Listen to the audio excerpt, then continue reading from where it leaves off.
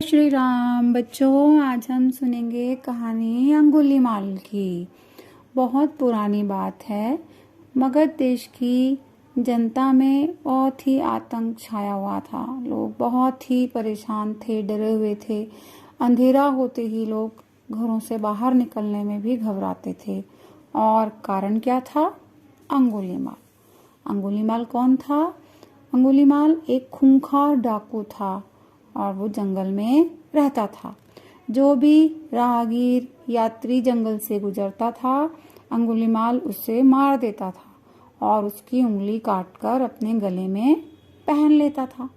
उंगलियों की एक माला उसने गले में पहन रखी थी और किसी को भी या जिसको भी वो मारता था, उसकी उंगली उस माला में पिरो लेता था। इसीलिए उसे अंगुलीमाल कहते थे। एक दिन महात्मा बुद्ध जंगल के पास एक गांव में पहुंचे।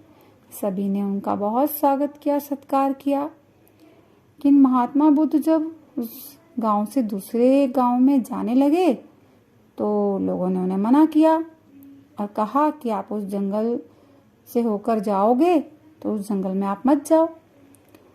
वहां पर अंगुलीमाल का ठिकाना है। आप वहां जाओगे तो वो जैसे औरों को मारता है ऐसे वो आपको भी मार देगा। गांव वालों ने उन्हें मना किया कि आप वहां पर मत जाओ। और गए तो डाकू मार देगा और आपकी उंगली को भी अपनी माला में पहन लेगा। लेकिन महात्मा बुद्ध जो थे वो बहुत ज्ञानी, बहुत शांत स्वभाव के थे। वो रुके ही नहीं और वो घने जंगल में अंदर जाते चले गए। जब चले गए तो जा रहे थे तो रास्ते में उन्हें पीछे से एक आवाज आई कि रुक, तू कहाँ जाता है? कहाँ घूम रहा है तू जंगल में? अब उन्होंने आवाज सुनी तो पीछे मुड़कर देखा। एक भयंकर सा दिखने वाला, बहुत ही काला सा एक आदमी दिखा। दिखने में भी बहुत ही भयंकर दिख रहा था क्योंकि उसने अपने गले में एक उंगलियों की माला पहन रखी थी।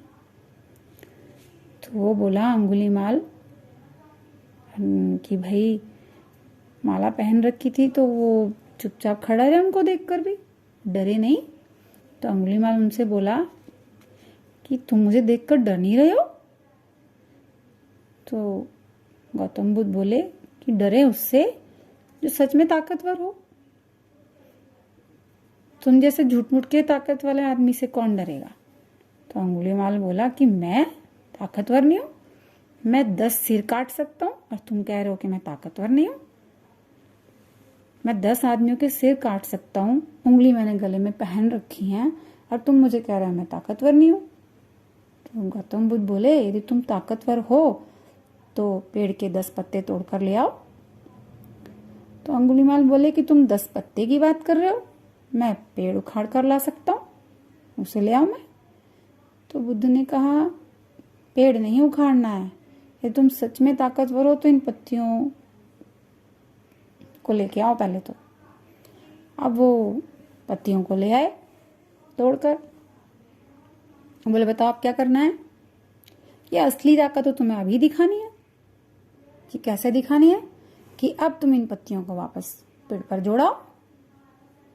अगर तुम वास्तव में ताकतवर हो तो इन पत्तियों को जोड़ करके दिखाओ पेड़ पर जहां से तुम तोड़ के लाए थे। तो इस पर अंगुलीमाल बोला भला ऐसे कैसे हो सकता है? टूटा हुआ पत्ता फिर से कभी पेड़ पर जुड़ सकता है?